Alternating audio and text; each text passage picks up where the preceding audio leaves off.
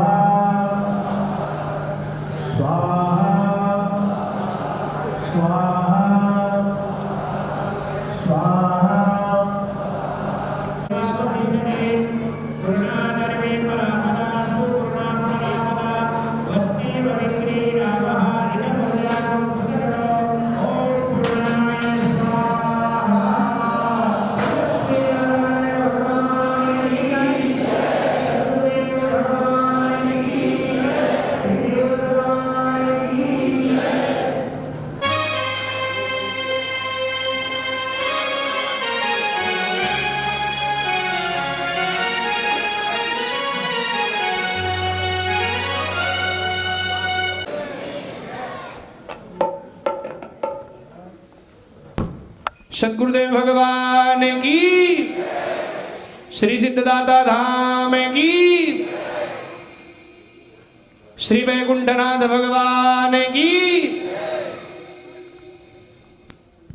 गन्धं पुष्पम्नाभ्याशीर्न्दरिक्षगुं शेषनोर्द्योः सममृततावद्भ्यां भवमृतिशः श्रोत्रान्तथा लोकान् कल्पयन् प्राणाय स्वाहा पानाय स्वाहा व्यानाय स्वाहा उदानाय स्वाहा श्मानाय स्वाहा मध्यमध्याज्ञं सुदुगाज्ञं जलमृतुफलं समर्पयामि दामुलपुत्रं समर्पयामि मन्त्रस्पादिं जिजेन ज्यमयजन्तदेवास्थानि धर्माणि प्रथमान्यासन्नादेहनागं महिमानः षजन्द्रत्र पूर्वेशाद्याः सन्ति देवाः मन्त्रस्पादिं समर्पयामि सद्गुरुदेवाय नमः श्रीमन्नारायणाभ्यां नमः।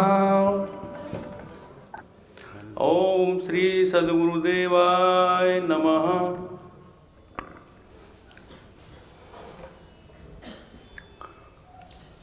लक्ष्मीनाथ समारंभां नाथयामुनिमध्यमां अस्मदाचार्यपर्यन्तां वन्दे गुरुपरम्पराम् शान्ताकारं भुजगशयनं पद्मनाभं सुरेशं विश्वाधारं गगनसदृशं मेघवर्णं शुभांगं लक्ष्मीकान्तं कमलनयनं योगभृद्यानिगम्यं वन्दे विष्णुं भवभयहरं सर्वलोकैकनाथम्। गुरुर्ब्रह्मा गुरुर्विष्णु गुरुर्देव महेश्वर गुरुर्साक्षात् परब्रह्म तस्मै श्री गुरुवे नमः। बोली लक्ष्मी नारायण भगवान की जय।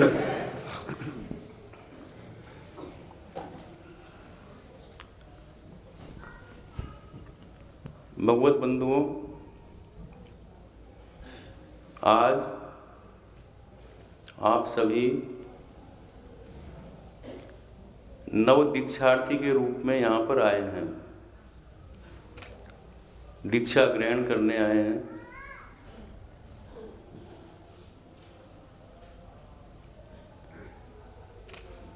आज देखा जाए तो आप लोगों के लिए बड़ा ही पावन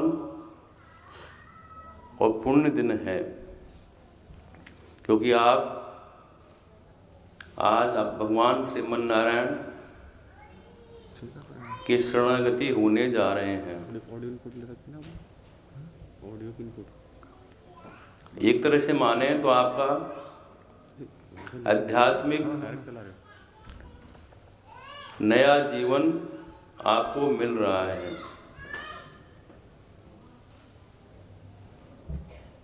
तो सर्वप्रथम हम सभी भगवान का ध्यान करें, भगवान से प्रार्थना करें।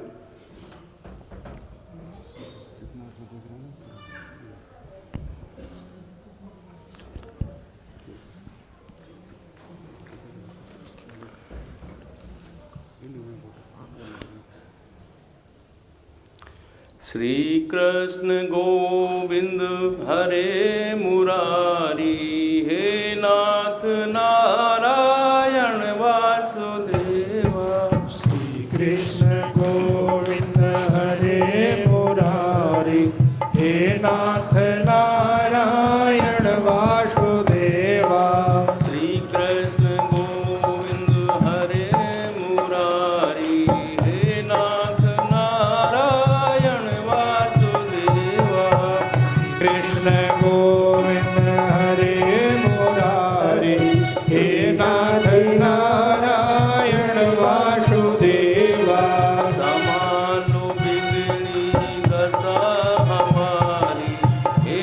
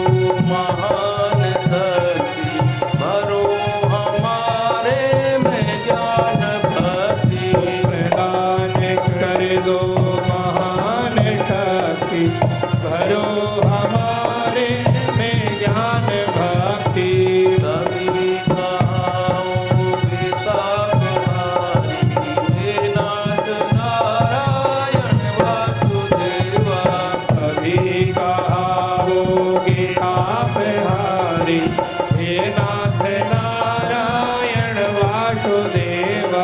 श्री कृष्ण गोविंद हरे मुरारी, हे नाथ नारायण वासुदेवा। श्री कृष्ण गोविंद हरे मुरारी, हे नाथ नारायण वासुदेवा। जो तुम पिता हो तो हम हैं बालक, जो तुम हो स्वामी तो हम हैं सेवक।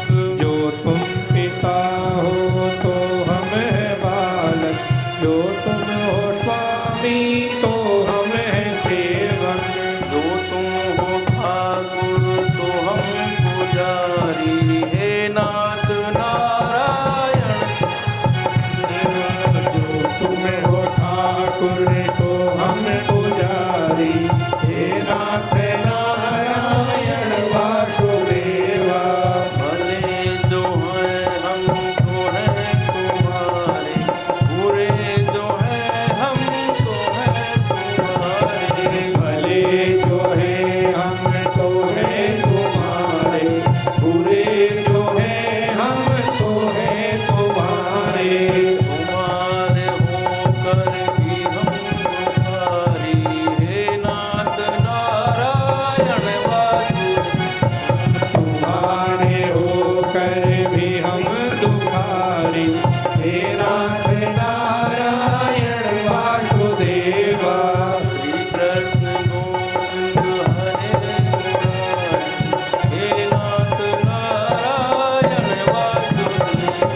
श्री कृष्ण गोविंद हरे मुरारी, हे नाथ नारायण वासुदेवा।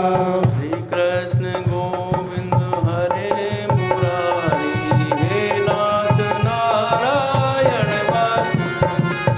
श्री कृष्ण गोविंद हरे मुरारी, हे नाथ नारायण वासुदेवा।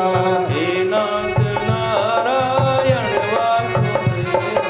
हे नाथ नारायण वासुदेवा। हे नाथ नारायण वासुदेवा। हे नाथ नारायण वासुदेवा। बोलिए लक्ष्मी नारायण भगवान की जय।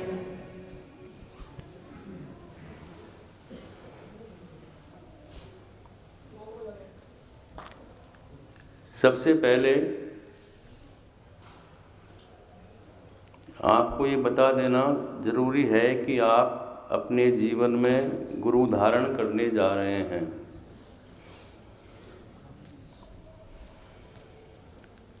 गुरु की आवश्यकता क्यों है? बहुत लोगों के मन में शंका होती है कि गुरु बनाने से क्या होता है।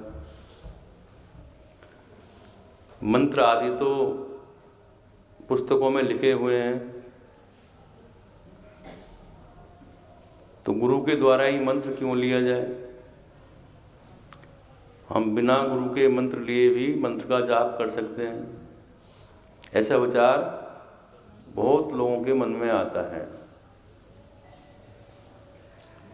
पर मेरे प्रेमियों, जितने भी हमारे शास्त्र, पुराण, वेद हैं, सब में गुरु की महिमा का वर्णन किया गया है कि गुरु के बिना ज्ञान की प्राप्ति नहीं होती और ना ही गुरु के बिना हम इस भवसागर से पार हो सकते हैं और ना ही गुरु के बिना भगवत प्राप्ति हो सकती है। इसीलिए सभी को अपने जीवन में गुरु धारण करना जरूरी है। राम कृष्ण से को बनो तिन्हु ने गुरु कीन, तीन लोक के तारण तरण वो गुरु के अधीन। जो पर ब्रह्म परमात्मा हैं, साक्षात हरि हैं, उन्होंने भी गुरु धारण किया। अनेकों बार भगवान ने अपने श्रीमुख से गुरु की महिमा का वर्णन किया। भगवान तो यहाँ तक कहते हैं कि मोते अधिक संत कर लेखा। और भगवान राम सबरी जी को नवदा भक्ति में भी यही कहते हैं कि प्रथम भगत संतन कर संगा। क्यों?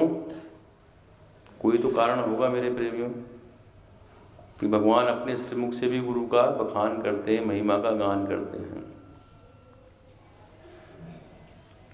कबीर जी भी यही कहते हैं कि गुरु गोविंदो खड़े काके लागू पाए, बलिहारी गुरु आपनो दिन गोविंद यो मिलाए। तो किसी भी प्रकार की विद्या हो या ज्ञान, वो गुरु के बिना नहीं मिल सकता। चाहे कोई भी ज्ञान हो, सांसारिक ज्ञान हो या आध्यात्मिक ज्ञान हो। आप स्कूल में पढ़ने जाते हैं तो बिना शिक्षक आचार्य के बिना आपको ज्ञान की प्राप्ति नहीं होती। कोई भी विद्या आप सीखते हैं वो भी गुरु के बिना नहीं होती। तो हर जगह गुरु की जरूरत पड़ती है।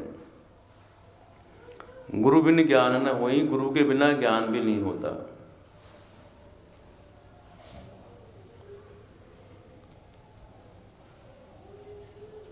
और सभी कार्यों की विधि जरूरी है और विधि वो गुरु बताता है। और अविधि, बिना विधि के जो हम कार्य करते हैं वो असफल हो जाता है, उनका उचित फल हमें प्राप्त नहीं हो पाता है।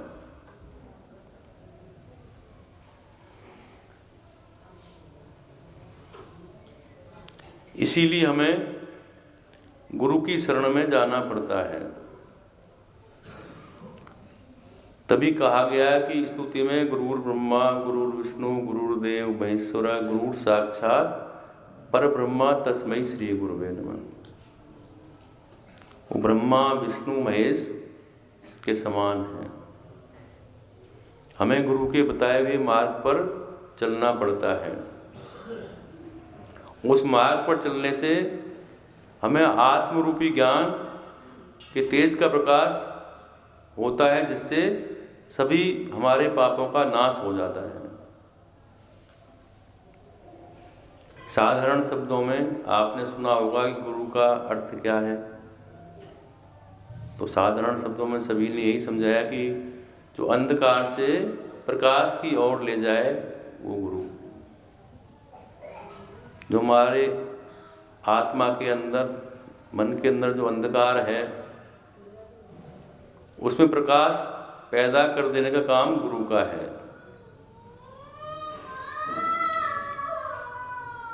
और कबीरदास जी ये कहते हैं कि सबसे बड़ा तीर्थ तो गुरुदेव ही हैं, जिनकी कृपा से सभी अनायास फल प्राप्त हो जाते हैं।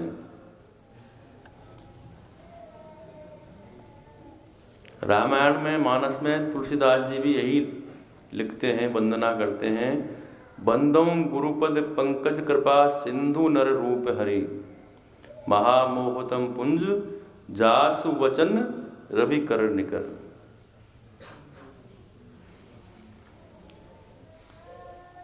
तो तीर्थ गए तो एक फल, संत मिले फल चार, सदगुरु मिले अनंत फल, कहे कबीर विचार। तो गुरु की महिमा सभी शास्त्रों में, वेदों में, पुराणों ने, संतों ने, महात्माओं ने गाई है।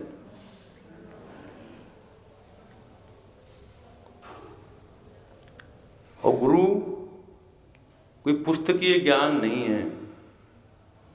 गुरु आपको, जो गुरु ने अपने जीवन में अनुभव किया, भगवत प्राप्ति की, वही ज्ञान आपको गुरु देता है। यहाँ पर अनुभव ज़्यादा महत्वपूर्ण है। भगवान शिव भी उमा जी से यही कहते हैं कि उमा कहूँ मैं अनुभव अपना, सत हरि भजन जगत सब सपना। यहाँ पर भी उन्होंने अनुभव की बात कही। तो गुरु शिष्य को सही दिशा निर्देश देकर सत्य पर चलना सिखाता है। ऐसे गुरु को भगवान मानकर उनके चरण कमलों की पूजा करनी चाहिए।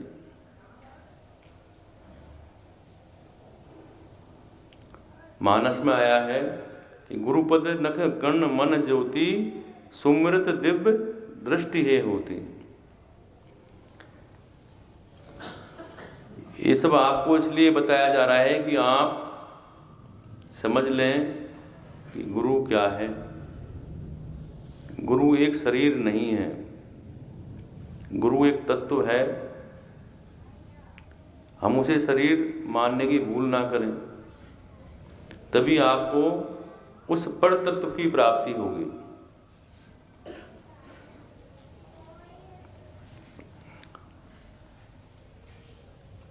तो सभी विषय वासनाओं भोग की प्रवृत्ति से छुटकारा पाने के लिए हम गुरु की शरण स्वीकार करते हैं।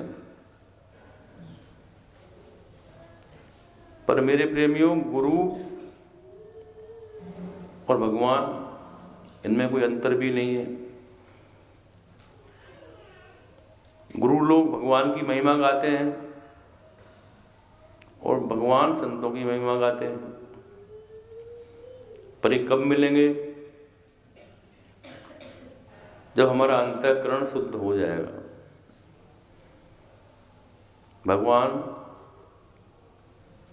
अपने श्रीमुख से स्वयं कहते हैं कि निर्मल मन जन सो मोई मोह कपट छल छिद्र न भावा। हमारा अंतःकरण शुद्ध होना चाहिए। गुरु के सामने शिष्य को अपनी मर्यादा का पालन करना चाहिए, उनके बताए हुए मार्ग पर चलना चाहिए और उनके वचनों पर विश्वास करना चाहिए। गुरु का शरीर इतना महत्वपूर्ण नहीं है जितना उनका ज्ञान महत्वपूर्ण है। राजा जनक ने 12 वर्ष की आयु के अष्टावक्र जी से ज्ञान प्राप्त किया। तो अष्टावक्र जी सुना होगा कि 8 जगह से टेढ़े मेढ़े थे। तो जनक जी ने उनका शरीर थोड़ी देखा, उनके ज्ञान को देखा और उनसे ज्ञान प्राप्त किया। और 16 वर्ष की आयु में ज्ञानेश्वर के सामने नामदेव जी ने ज्ञान प्राप्त किया। तो यहाँ कोई उम्र, रूप ये महत्वपूर्ण नहीं है। गुरु का ज्ञान महत्वपूर्ण है। गुरु के प्रति और भगवान के प्रति हमारा दास भाव होना चाहिए। और ये तो आप सभी जानते हैं, सुना होगा कि कभी गुरु की निंदा नहीं करनी चाहिए।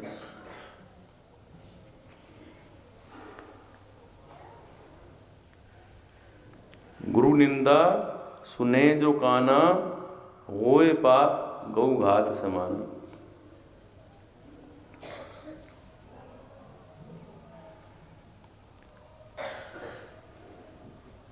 तो हमारे परम संतों का कहना है कि मनुष्य चाहे चारों वेद शास्त्रों को पढ़ ले, फिर भी गुरु के बिना ज्ञान की प्राप्ति नहीं होती। गुरु के द्वारा दिया गया मंत्र देखने में तो सामान्य लगता है, परंतु वो गुरु के द्वारा दिए जाने पर विशेष हो जाता है। उसमें विशेष शक्ति उत्पन्न हो जाती है, अधिक प्रभावशाली हो जाता है। और उस मंत्र के द्वारा हमारा गुरु से संबंध स्थापित हो जाता है, भगवान से हमारा संबंध बन जाता है।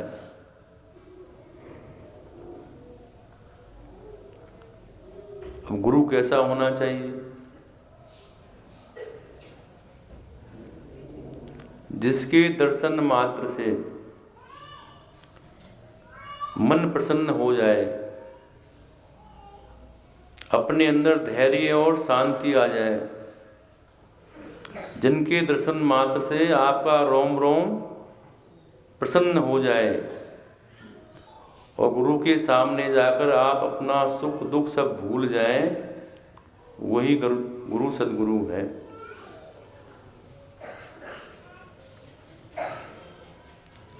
जैसे शिष्य के मर्यादा के बारे में, वैसे गुरु के बारे में भी बताया गया कि गुरु क्या करता है। तो गुरु के मुख्य रूप से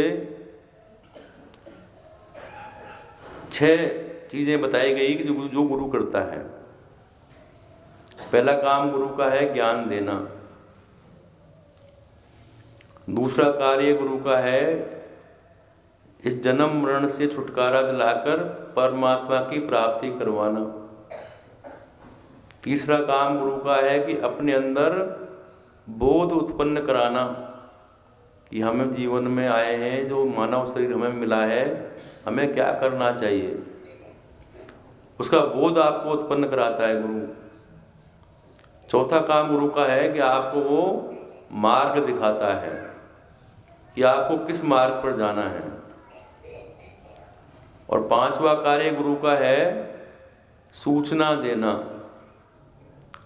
ऐसे महापुरुष भी होते हैं, संतजन गुरुजन, जो आपको आगामी सूचना भी दे देते हैं कि आगे क्या होने वाला है, अभी समय है, सही रास्ते पे आ जाओ। तो आगामी सूचना भी आपको गुरु देता है। और छठा कार्य गुरु का है आपकी शंकाओं का समाधान करना। आपके मन में कोई जिज्ञासा है धर्म संबंधी, उनकी समाधान करना गुरु का काम है। पर हम क्या करते हैं मेरे प्रेमियों, हम दीक्षा भी लेते हैं, गुरु धारण भी करते हैं, गुरुओं के यहाँ जाते भी हैं, भगवान के मंदिरों में भी जाते हैं,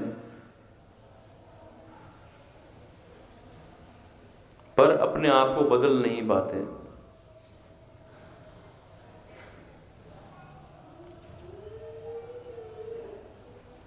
भगवान के सामने और गुरु के सामने भी झूठ बोलने में नहीं डरते, जबकि वो जानते हैं कि भगवान अंतर्यामी हैं और गुरु भी अंतर्यामी है, वो आपके मन की बात को जानता है। फिर भी हम उनके सामने ऐसा व्यवहार करते हैं।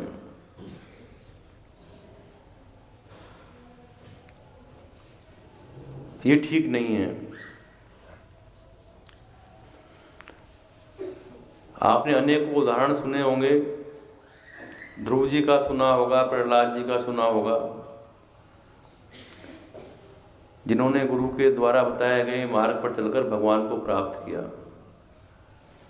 ध्रुव जी ने 6 वर्ष की आयु में नारद जी जैसे गुरु मिले, उन्होंने मंत्र दीक्षा दी और उस मंत्र के सहारे उन्होंने भगवान को प्राप्त कर लिया। प्रहलाद जी को भी नारद जी ने ज्ञान दिया और भगवान को प्रकट कर दिया। तो उस नाम के प्रभाव से परमात्मा प्रकट हो जाते हैं।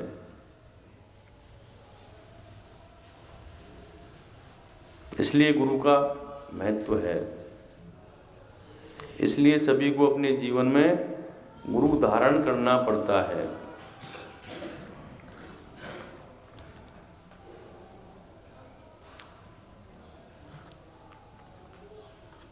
अभी आप ने यज्ञ किया, वो पहला संस्कार आपका है, उसे प्रायश्चित यज्ञ कहते हैं। जो भी जीवन में हमसे त्रुटि भूल हुई, भगवान उन सबको क्षमा करें, माफ करें, तो आप सभी से प्रायश्चित यज्ञ करवाया जाता है। वैष्णव रामानुज परंपरा में 5 संस्कार होना जरूरी है। तो प्रथम संस्कार आपका है याग संस्कार, यज्ञ करवाया गया, आपको यज्ञोपवीत धारण करवाया गया।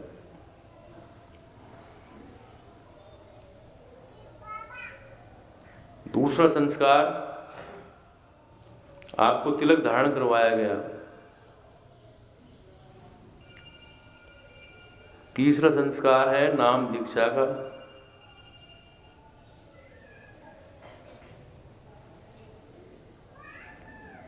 और फिर उसके बाद आपके दोनों भुजाओं पर शंख चक्र भगवान के जो आयुध हैं वो अंकित किए जाएंगे, और फिर नाम दीक्षा, फिर शरणागति। ऐसे पंच संस्कार से युक्त होना आवश्यक है। जिस परंपरा में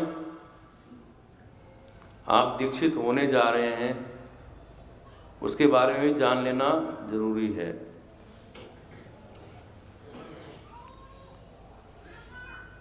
वैसे हमारी सनातन परंपरा में मुख्य रूप से 4 संप्रदाय हैं। इसमें श्री संप्रदाय है, जिसे रामानुज संप्रदाय भी कहते हैं, जिससे आप दीक्षित होने जा रहे हैं। एक शैव संप्रदाय है, ब्रह्म संप्रदाय है और कुमार संप्रदाय है। तो आप जिस संप्रदाय से दीक्षित हो रहे हैं वो आप रामानुज संप्रदाय से दीक्षित होने जा रहे हैं, जिसे श्री संप्रदाय कहते हैं। रामानुज स्वामी कौन है? जो हमारे आचार्य हैं, उनके बारे में भी थोड़ा जान लेना चाहिए।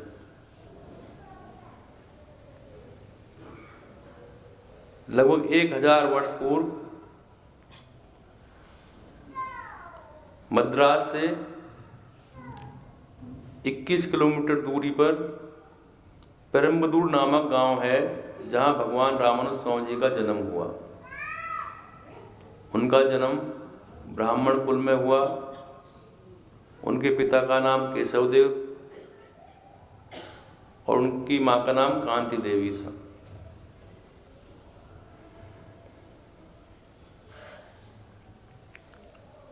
अब उनके नाम से आप जान सकते हैं कि जिनका नाम रामानुज है उसका अर्थ क्या हुआ। राम के अनुज कौन? लक्ष्मण जी, शेषावतार। वही भगवान शेषावतार रामानुज जी के रूप में अवतरित हुए और इस धरा पर आकर उन्होंने लोगों का कल्याण किया। तब से ही इस परंपरा का नाम रामानुज संप्रदाय पड़ गया।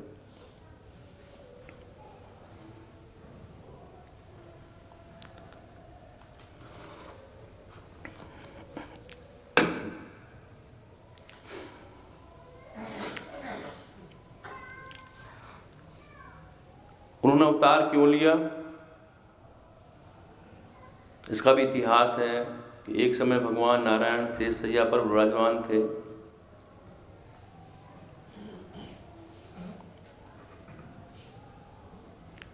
तो लक्ष्मी जी ने भगवान से कहा कि ये संसारी जीव जो है पृथ्वी पर जाकर आपको भूल गए हैं, ये वापस तुम तक कैसे आएंगे? ये आपका जीव जो है उस धरा पर जाकर संसार में फंस गया है, आपको ही भूल गया है, तो वापस कैसे आएंगे? भगवान को भी चिंता हुई। भगवान को चिंतित देखकर शेष जी ने पूछा कि भगवान आप चिंतित क्यों हैं? इसका कारण बताएं। तो भगवान बोले कि मैं लोक रक्षार्थ जब लक्ष्मी जी के साथ भूमंडल पर अवतरित होता हूँ तो लोग मुझे कोई राजा समझता है, कोई गोप समझता है, कोई ग्वाला समझता है। वो मुझे ईश्वर नहीं मानते। अतः आप पृथ्वी पर जाकर अवतीर्ण होकर जीवों को सन्मार्ग पर लगाने का काम करें। ऐसे भगवान ने शेषावतार जी को, शेष जी को आज्ञा दी।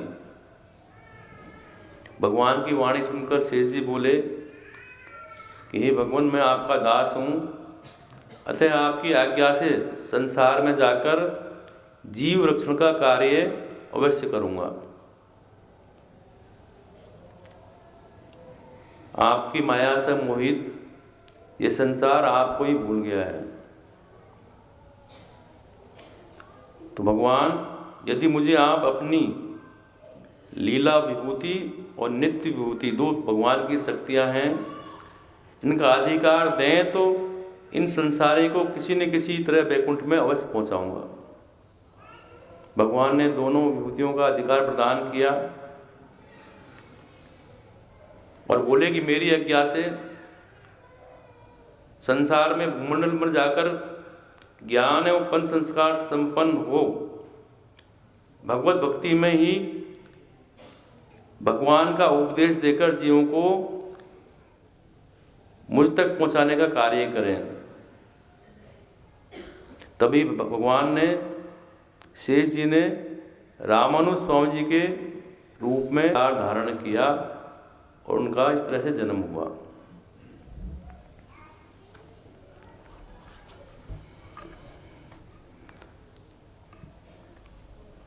और ये परंपरा जो अनादिकाल से चली आ रही है, दीक्षा की परंपरा, ये नहीं कि अभी कोई चली है, ये अनादिकाल से जो हमारे सतयुग से चली आ रही है।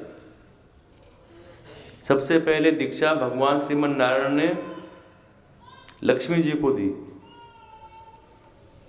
लक्ष्मी जी ने विश्वक्सेन जी को दिया और विश्वक्सेन जी ने ब्रह्मा जी को, और ब्रह्मा जी ने सनकादिक मुनियों को दीक्षा दी और सनकादिक मुनियों ने नारद जी को दी और नारद जी ने आगे दीक्षा प्रदान की। तो ये परंपरा अनादिकाल से चली आ रही है। हमें हमारे गुरु महाराज ने दीक्षा दी, हमारे गुरु महाराज को उनके गुरु महाराज ने दीक्षा दी। तो एक कड़ी है जो ऊपर से चली आ रही है। तो दीक्षा भी परंपरागत होनी चाहिए। जो परंपरागत गुरु हैं उससे ही दीक्षा लेनी चाहिए। तो मैंने आपको सूक्ष्म में बताया कि परंपरा क्या है और हमारे आचार्य कौन हैं, और दीक्षा लेने के लिए पंच संस्कार होना जरूरी है। मैंने आपको बताया कि पहले यज्ञ आपसे करवाया, फिर तिलक धारण करवाया, आपको शंख चक्र अंकित किए जाएंगे, फिर नाम दीक्षा दी जाएगी, फिर शरणागति करवाई जाएगी। संस्कार का अर्थ है मेरे प्रेमियों, गुणयुक्त श्रेष्ठता से परिपूर्ण, या वह धार्मिक विधान जिससे मनुष्य का शरीर, बुद्धि, मन, प्राण, चित्तवृत्तियां शुद्ध होती हैं। कायिक, वाचिक, मानसिक दोषों को शुद्ध करने की प्रक्रिया को संस्कार कहते हैं।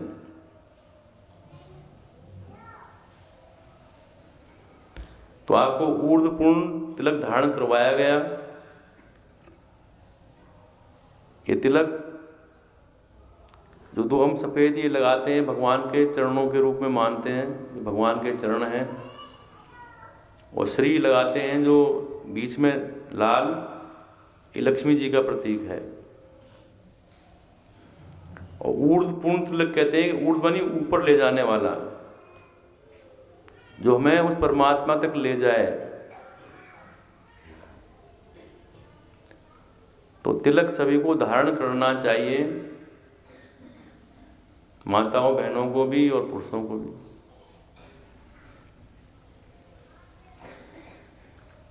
कभी ऐसा योग बने कि आप तिलक धारण करने का समय नहीं मिले या आपका सामान नहीं हो तिलक धारण करने का, तो आप स्नान करते समय पानी से ही तिलक लगा लें। पर इसका मतलब ये नहीं कि आप हमेशा वही करें। तिलक अवश्य लगाएं। या आपकी पहचान है या आप वैष्णव हैं, श्री संप्रदाय से जुड़े हुए हैं।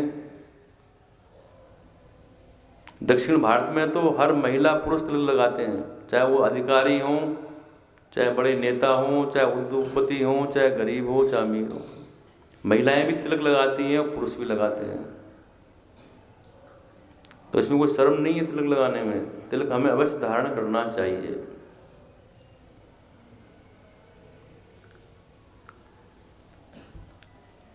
तीसरा संस्कार आपका है शंख चक्रांकित, भगवान के आयुध शंख और चक्र आपकी दोनों भुजाओं पर धारण किए जाते हैं, अंकित किए जाते हैं।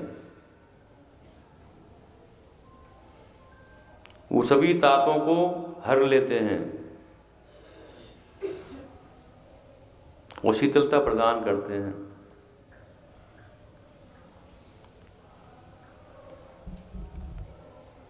जितने भी हमारे पुराण हैं, विभिन्न पुराणों में इसका उल्लेख मिलता है। पद्म पुराण में भी मिलता है,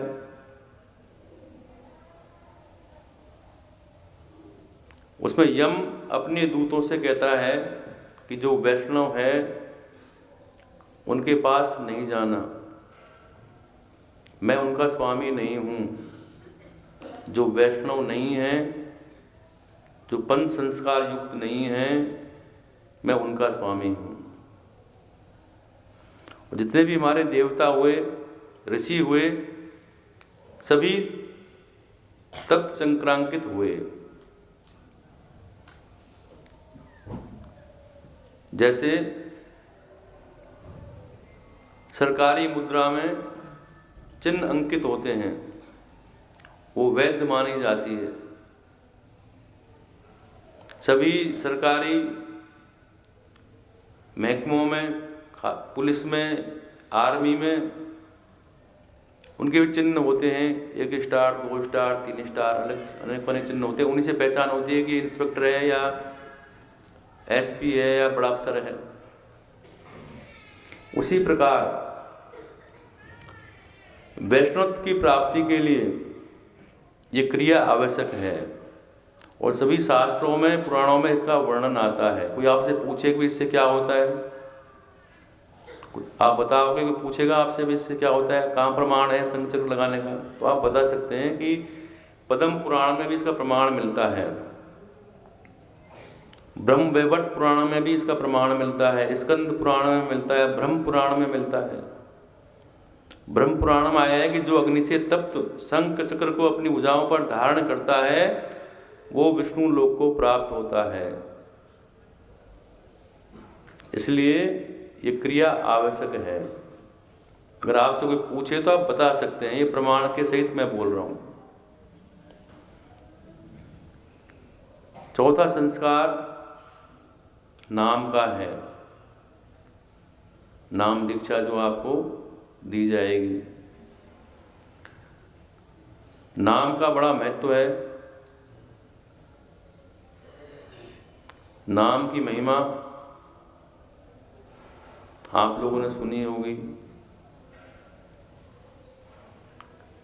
तुलसीदास जी ने तो लिखा कि कलयुग केवल नाम आधारा, सुमर सुमर नर उतरहि पारा। मंत्र महामणि विषय व्याल के, मेटत कठिन कुवंक भाल के। मंत्रों में इतनी शक्ति होती है, कुछ भगवान के नाम में इतनी शक्ति होती है। सुमिर पवन सुत पावन नामू, अपने वश कर राखे रामू। उस नाम के बल पर हनुमान जी ने भगवान राम को वश में कर लिया। अष्ट सिद्धि नो निधि के दाता, असवर दीन जानकी माता। उस नाम और सेवा के प्रभाव से माँ जानकी जी ने हनुमान जी को आशीर्वाद दिया। क्या आशीर्वाद दिया? अष्ट सिद्धि नौ निधि के दाता। फिर आगे लिखते हैं कि महामंत्र जय जपत महेशु, काशी मुकुत हेतु उपदेशु। कि काशी में जो मंत्र कान में दिया जाता है उससे मुक्ति हो जाती है। महिमा जासु जान गण राऊ, प्रथम पूजियत नाम प्रभाव। उस नाम के प्रभाव से गणेश जी की पूजा सर्वप्रथम होती है। उल्टा नाम जपत जग जाना, वाल्मीकि हुए ब्रह्म समाना। उस नाम के प्रभाव से वाल्मीकि जैसे हत्यारा भी संत बन गया। कितनी शक्ति है नाम में। तो नाम से ही प्राप्ति है, भगवान भी उस नाम से ही प्राप्त होते हैं।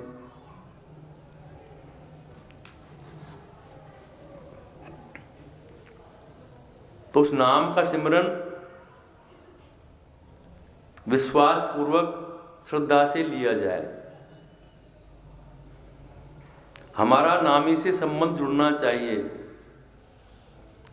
तभी उनसे हमारा प्रेम होगा,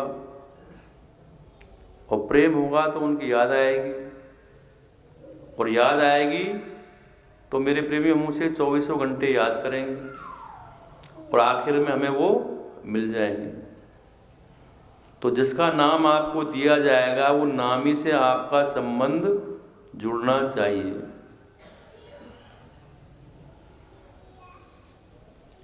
राम नाम रटते रहो जब लगे घट में प्राण, कभी तो दीन दयाल के भनक पड़ेगी कान। हमें बस नाम लेते रहना है, वो कब कृपा कर दें, आज करें कल करें बाद में करें, वो उनके ऊपर है। हमें अपना काम करते रहना चाहिए।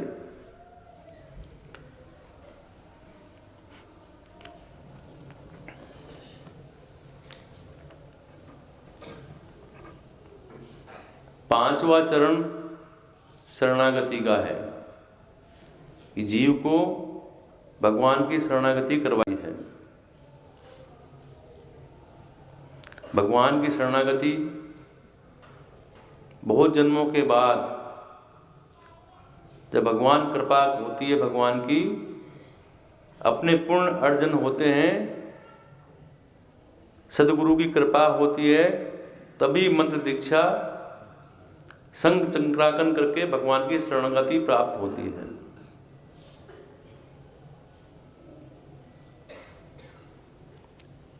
ये कार्य भी भगवान की कृपा से होता है, यह हमारे पुण्यों से होता है कि आप नाम दीक्षा ले रहे हैं, ये आपकी पत्नी कितने जन्मों के पुण्य का फल है कि आपका मन हुआ,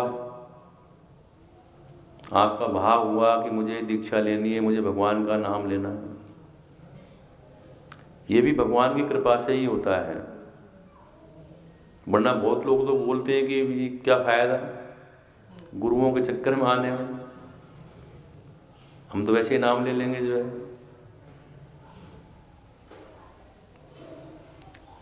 तो आप लोगों पर भगवान की विशेष कृपा है कि आप दीक्षा ग्रहण कर रहे हैं, उस परमात्मा का नाम ले रहे हैं जिन्होंने आपको यहाँ पर भेजा।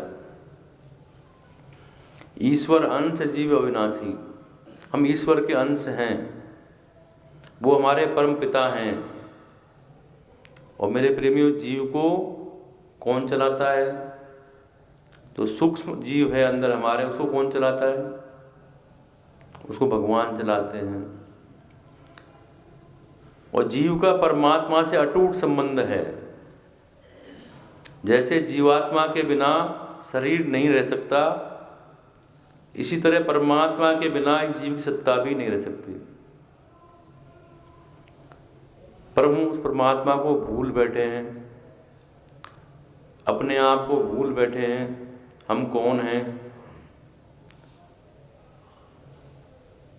जो इस शरीर को चला रहा है वहां पर हमारी दृष्टि नहीं जाती, हम मैं में रहकर रह जाते हैं कि मैं, जबकि विचार करें तो शरीर भी आपका नहीं, शरीर का पोषण भी आप नहीं कर सकते। जितनी भी चीजें हैं सब भगवान की दी हुई हैं। हवा भगवान ने दी, प्रकाश भगवान ने दिया, भूमि भगवान ने दी, बरसात जल भगवान ने दिया। अगर ऑक्सीजन वायुमंडल में नहीं हो तो कहां से आएगी? तो जो भी कार्य हो रहा है वो भगवान की कृपा से हो रहा है। भगवान यहां तक कहते हैं कि जीव एक जन्म में मेरी शरणागति नहीं कर सकता। अनेकों जन्मों की साधना करते करते तब मेरी शरणागति जीव करता है, जब भगवान कि जीव शरणागति हो जाता है, जो विधि सद्गुरुजन बताते हैं उस विधि से वो जीव कार्य करे।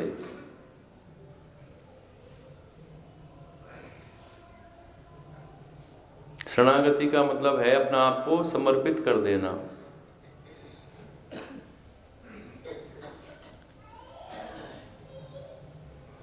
जैसे कि अर्जुन ने भगवान को समर्पण किया युद्ध के मैदान में, महाभारत में, और हमारे जो आचार्य हुए उन्होंने भी सबसे बड़ा जो उपाय है भगवान को प्राप्ति का वो शरणागति बतलाया। और भगवान कृष्ण ने भी अर्जुन को यही संदेश दिया कि सर्वधर्मान परित्यज्य मामेकम शरणं व्रज अहम त्वाम सर्व पापेभ्यो मोक्षयिष्यामि मा शुचः।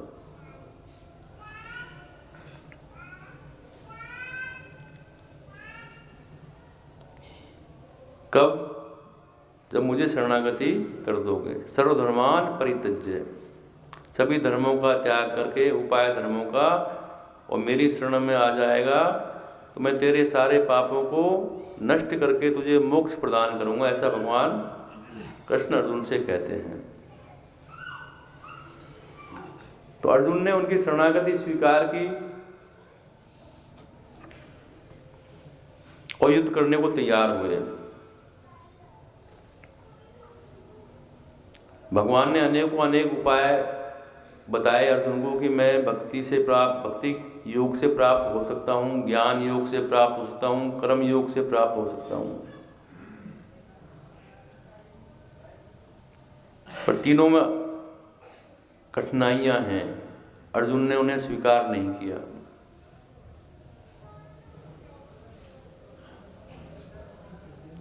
तो भगवान कहते हैं तू मेरी शरण में आ जा, मैं तुझे मोक्ष प्रदान करूंगा।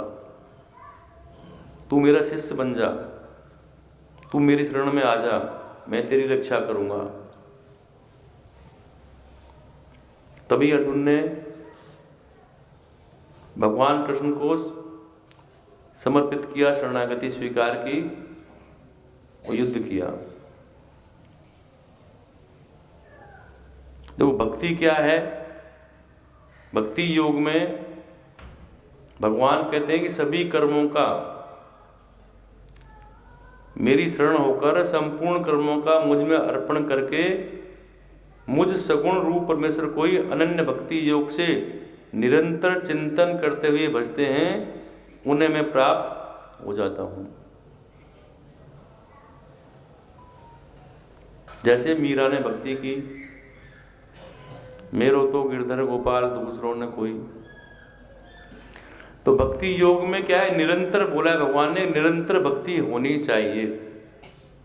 अगर उसमें ब्रेक आ गया कहीं एक पल का भी, तो भक्ति संपन्न नहीं होगी, सिद्ध नहीं होगी। ऐसे ही ज्ञान योग में भगवान ने बताया कि उसमें समभाव होना चाहिए, सभी में प्रभु का दर्शन करें। सिया राम में सब जग जानी, करहूं प्रणाम जोर जुग पानी। वो भी संभव नहीं है मेरे प्रेमियों कि सब में भगवान को देखें। हम अपने अंदर ही भगवान को नहीं देख पाते तो दूसरे में क्या देखेंगे? तो वहां भी अर्जुन ने मना किया कि भाई ये तो बहुत मुश्किल है। तो भक्ति योग, ज्ञान योग, फिर भगवान ने कर्म योग के बारे में बताया कि कर्म योगी को मैं प्राप्त होता हूं। अब कर्म योग क्या है? कि अपना मन और इंद्रियों को काबू में कर जो इंसान कर ले और फिर कर्म करे निस्वार्थ भाव से, वो कर्म योगी है। और मेरे प्रेमी मुझे लगता है कि बड़ा असंभव है मन को और इंद्रियों को काबू में करना। वो भी अर्जुन ने स्वीकार नहीं किया। तब अर्जुन ने शरणागति को स्वीकार किया। तो भगवान कहते हैं शरणागत जो मेरा भक्त है उसे कुछ करने की जरूरत ही नहीं। अगर उससे कोई त्रुटि पाप अपराध हो भी गया तो मैं भी उसे देखता नहीं हूं, उसे भी क्षमा कर देता हूं। पर कब करते हैं भगवान क्षमा? भगवान कहते हैं कि सन्मुख होए जी मोय जबहि, जन्म कोट अध नासहि तबहि। जब जीव मेरे सन्मुख हो जाता है, शरणागति हो जाता है, तो मैं उसके अनेकों अनेक जन्म के जो अपराध हैं उनको भी माफ कर देता हूँ। भगवान तो यहाँ तक कि कहते हैं कि कोटि विप्र बद लागहिं जाहूँ, आए शरण तजहु नहीं ताहूँ। कितना भी अपराध पाप करके भगवान की शरण में पहुँच जाए तो भगवान हमारे पापों को नहीं देखते। कब? जब उनकी शरण स्वीकार कर लेते हैं। तो अनेकों अनेक प्रसंग हैं शरणागति के। शरणागति करने के बाद कुछ बाकी रह नहीं जाता, सब कुछ है भगवान का है, हम भगवान के, भगवान हमारे हैं, ऐसा भाव आ जाता है। और मन और बुद्धि, सबसे बड़ा समर्पण है मन का। जब तक हम मन और बुद्धि को समर्पित नहीं करेंगे तब तक काम बनेगा नहीं। तभी काम बनेगा जब हम अपनी मन और बुद्धि को भगवान को समर्पित कर दें कि जो कुछ है तुम्हारा है। विचार नहीं करें, कोई दुख नहीं हो, शोक नहीं हो, भय नहीं हो। जब हमारा है ही नहीं तो दुख किस बात का भाई? तुम्हारा है तब तक दुख है, तुम्हारा नहीं है दुख नहीं है। तुम्हारा नुकसान होगा तुम्हें दुख होगा, और तुम्हारा पड़ोसी का होगा तो नहीं होगा। तो जब भगवान का ही हो जाएगा तो तुम्हें दुख होगा ही नहीं, हमारा तो है ही नहीं, तो दुख का ही काबिल जो है। तो शरणागति में सबसे सरल साधन भगवान को प्राप्ति करने का है। और शरणागति में विशेष बात यह है कि भगवान अपने भक्त के अपराधों को नहीं देखता, उसके पापों को नहीं देखता, और जो शरण में आ जाता है उसे भगवान शरण में ले लेते हैं, चाहे वो कितना भी अपराधी पापी क्यों ना हो। तो हमारा भाव भगवान के प्रति होना चाहिए कि मैं भगवान का हूँ, भगवान मेरे हैं। तो सभी भक्त लोग जो है साथ में गाएंगे इनके। प्रार्थना है बड़ी सुंदर। नारायण। हम तुम्हारे थे प्रभु जी, तुम हमारे हो, तुम हमारे ही रहोगे, ओ मेरे प्रियतम। तुम हमारे थे प्रभु जी, तुम हमारे हो रहो, तुम हमारे ही रहोगे, ओ मेरे प्रियतम। तुम हमारे हो प्रभु जी, तुम हमारे हो, तुम हमारे ही रहोगे, ओ मेरे प्रियतम। ओ हम तुम्हारे थे प्रभु जी, तुम हमारे हो, तुम हमारे ही रहोगे, ओ मेरे प्रियतम। हम तुम्हारे थे प्रभु जी, हम तुम्हारे हैं, हम तुम्हारे ही रहेंगे, ओ मेरे प्रियतम। जय हो।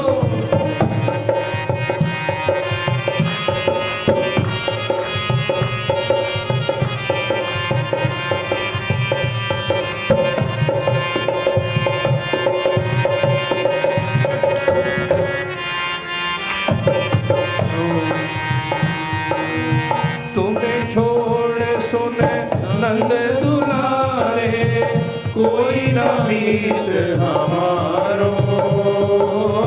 तुम्हें छोड़ सुन नंद दुलारे, कोई न मीत हमारो। किसके द्वारे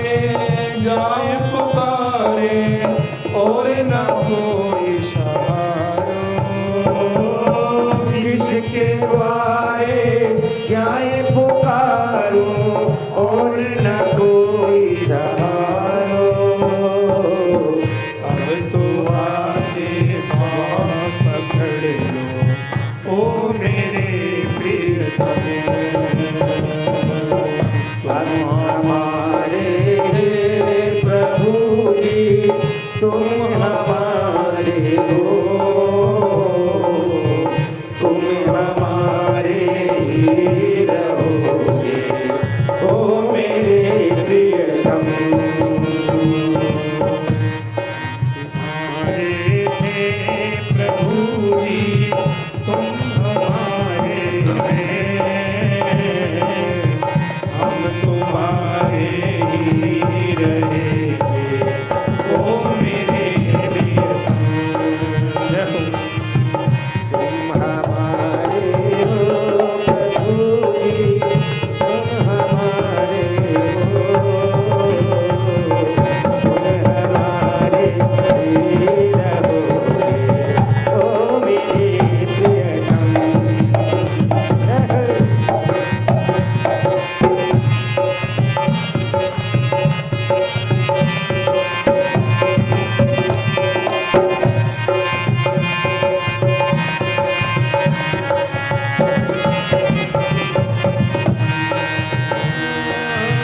तेरे कारण सब जग छोड़ा, तुम संग जोड़ा। तेरे कारण सब जग छोड़ा, तुम संग नाता जोड़ा। एक बार प्रभु बस ये कह दो, तू मेरा मैं तेरा। एक बार प्रभु बस यह कह दो, तू मेरा मैं तेरा। साची प्रीति की प्रीत निभा दो ओ मेरे प्रियतम। हमारे दिल प्रभु जी, तुम हमारे हो, तुम हमारे ही रहोगे ओ मेरे प्रियतम। जय हो। हमारे हो प्रभु जी, तुम हमारे हो, तुम हमारे ही रहोगे ओ मेरे प्रियतम।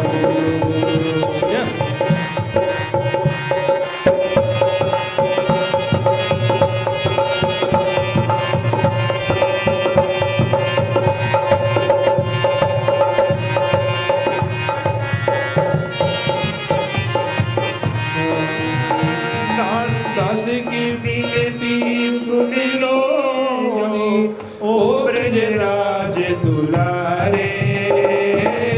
दास की विनती सुन लो ओ ब्रजराज दुलारे। आखिरी आस यही जीवन की पूर्ण करना प्यारे। आखिरी आस यही जीवन की पूर्ण करना प्यारे। एक बार हृदय से लगा लो ओ मेरे प्रियतम। तुम हमारे थे प्रभु जी, तुम हमारे हो, तुम हमारे ही रहोगे ओ मेरे प्रियतम। तुम हमारे हो प्रभु जी, तुम हमारे हो, तुम हमारे ही रहोगे ओ मेरे प्रियतम। और तुम्हारे थे प्रभु जी, तुम हमारे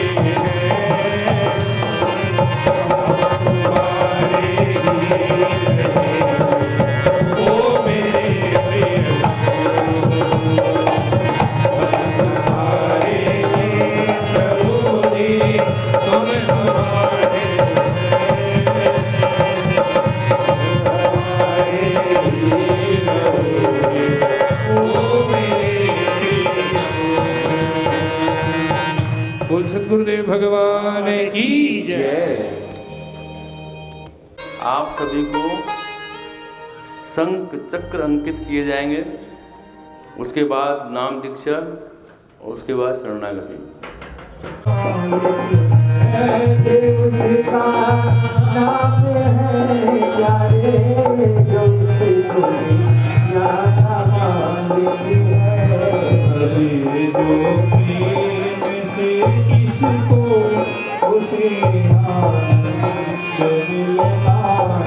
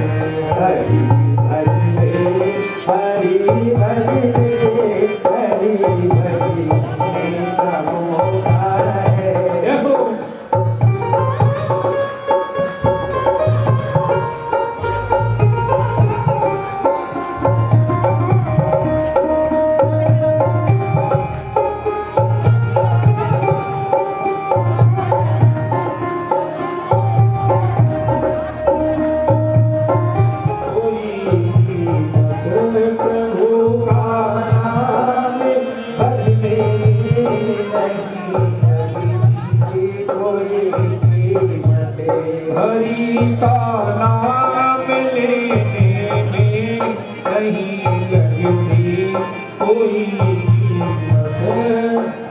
का नाम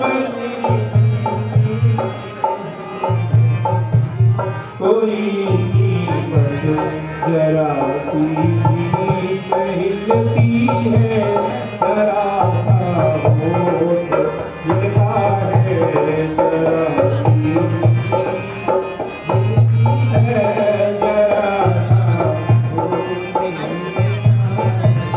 हरि भजने हरि भजने का मौका है। हरि भजने जय हो।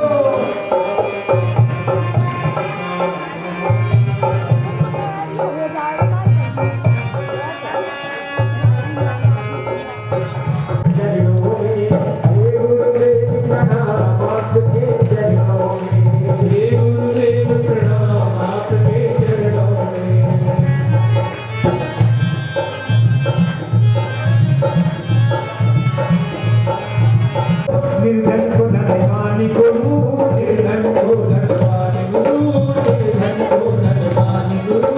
गुरु कृपा मंडल को बाबा ज्ञान का दो वरदान प्रभु, ज्ञान का दो वरदान प्रभु, ज्ञान का दो वरदान प्रभु, ज्ञान का दो वरदान प्रभु। हे महाज्ञानी हे महादानी, हे महादानी हे महाज्ञानी, ब्रह्म शुभ होता गुरु के चरणों में, चरणों में। हे गुरुदेव प्रणाम आपके चरणों में। जय श्रीमन नारायण। जय श्रीमन्नारायण। रमाकांत बोल रहा है, भूख लग रही है सबको। इसलिए ज़्यादा नहीं बोलते हुए मैं सूक्ष्म में आपको समझा देता हूँ कि जैसे मैंने आपको पूर्व में बताया कि वैष्णव की प्राप्ति के लिए, दीक्षा के लिए पंच संस्कार होना आवश्यक है। तो उसमें 4 संस्कार आपके हो चुके। पहले आपको प्रायश्चित यज्ञ करवाया गया, फिर तिलक धारण करवाया गया और भगवान का आयुध शंख और चक्र आपकी भुजाओं पर धारण किए गए। और अभी भगवान का पावन नाम आपको दिया गया। 5वां संस्कार शरणागति का है। जैसे कि मैंने आपको समझाया कि शरणागति का अर्थ क्या है, मतलब क्या है। वैसे तो अनेकों अनेक उपाय हैं भगवान को प्राप्त करने के लिए, पर गीता को देखा जाए तो गीता में भगवान श्री कृष्ण ने शरणागति का संदेश दिया। अर्जुन ने वो स्वीकार किया। अर्जुन का संशय दूर नहीं हुआ। आखिर में भगवान ने शरणागति का संदेश अर्जुन को दिया तो अर्जुन ने उसे स्वीकार किया। सर्वधर्मान परित्यज्य मामेकम शरणम व्रजय अहम त्वाम सर्वपापेभ्यो मोक्षयिष्यामि मा शुचः। यहाँ आकर अर्जुन ने उसे स्वीकार किया। भगवान कहते हैं कि जो मेरी शरण में आ गया, मैं उसके अपराधों को नहीं देखता, उसके पापों को नहीं देखता, और उसे विशेष कुछ करने की आवश्यकता भी नहीं है। सिर्फ मेरी शरण स्वीकार कर ले, मैं उसे प्राप्त हो जाता हूँ, मैं उसकी देखभाल करता हूँ, मैं उसकी रक्षा करता हूँ। ऐसा भगवान का वचन है। पर शरणागति मन और बुद्धि की होनी चाहिए। खाली शरणागति कहने से काम नहीं चलेगा कि मैं शरणागति हो गया। जब तक हम अपने मन और बुद्धि से शरणागति नहीं होंगे तो काम चलेगा नहीं। तो सभी शरणागति मन और बुद्धि का समर्पण करना है। ये मान लेना है कि सब कुछ भगवान का है, हम भगवान के हैं और भगवान हमारे हैं। इसी का नाम शरणागति है। और शरणागति में विशेष लाभ ये है कि उस जीवन में किए हुए दोष पाप जो भी है उनका दोष हमें नहीं लगता। वो भगवान ऐसा कहते हैं कि वो जो भी जीवन में जिसने जो पाप कर्म किए भी हैं उसको भी मैं माफ़ कर देता हूँ। तो इससे बड़ी चीज़ क्या हो सकती है। तो आप सभी भगवान की शरण स्वीकार करें, मन से करें और उसका पालन भी करें। यथा योग जितनी भी माला आप नाम की कर सकें आपको करनी चाहिए। तिलक अवश्य धारण करना चाहिए। अगर पूरा तिलक ना लगा पाए तो खाली श्री लगा लें बीच में, उससे भी काम चल जाएगा। पर तिलक अवश्य लगाएं, माला अवश्य करें। जो भी व्रत आप कर पाएँ एकादशी का तो बहुत अच्छा है, और नहीं कर पाए तो भी ठीक है, करें तो अच्छा है। आपके जीवन में परिवर्तन आना चाहिए कि आपने नाम दीक्षा ग्रहण की है, आपके मिलने जुलने वाले रिश्तेदार अड़ोसी पड़ोसी उनको भी लगना चाहिए कि इस जीव में परिवर्तन आ गया है। तब तो नाम लेने का फायदा है। और नाम लेने के बाद हम कोई गलत कार्य नहीं करें, कोई पाप नहीं करें। क्योंकि ऐसा भागवत में आया है कि शिष्य अगर कोई अपराध करता है तो उसका कुछ भाग गुरु को भी भोगना पड़ता है। तो गुरु उसकी जिम्मेवारी लेता है कि जीव को मैंने आपका नाम दिया है, ये सद्मार्ग पर चलेगा, इस जीव को मैं शुद्ध पवित्र करूँगा। ऐसा गुरु भगवान से प्रार्थना करता है, आप लोगों की गारंटी लेता है। अगर आप लोग गलत कार्य करेंगे तो गुरु को भी दंड भोगना पड़ेगा। तो भगवान कहेंगे भाई तुमने जिम्मेवारी इनकी ली थी और ये गलत मार्ग पर गए तो आपको भी दंड भोगना पड़ेगा। तो ऐसा अवसर ना दें कि हमें भी दंड भोगना पड़े। तो सभी अच्छे कार्य करें। तो ज़्यादा नहीं बोलते हुए अब आपको शरणागति भगवान की कराई जाएगी। मैं बोलूँगा, आप उसका उच्चारण करेंगे। हे श्रीमन नारायण, यह आत्मा और जो इस आत्मा के संबंधी वो सब श्री नारायण आपके चरण कमलों में समर्पित हैं। जो कुछ है वो सब श्री हरि आपका है।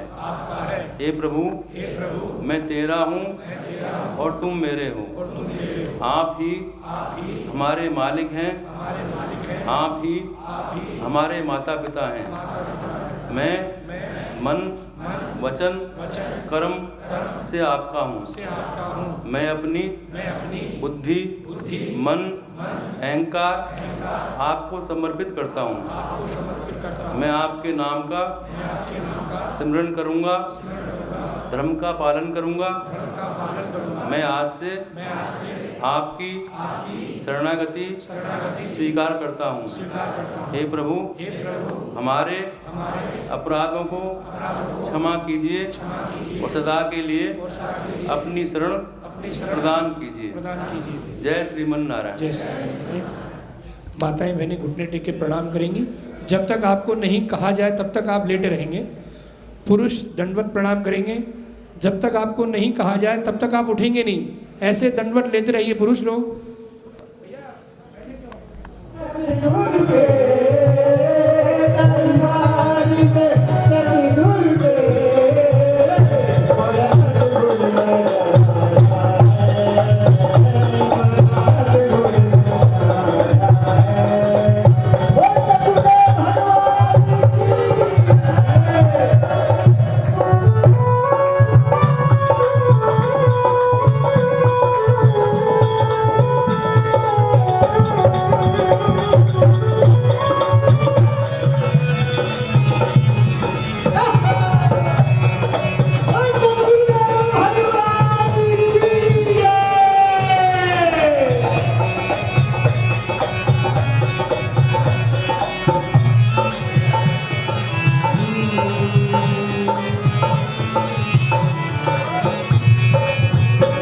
माना कि मैं पापी हूँ, मुझे करना होगी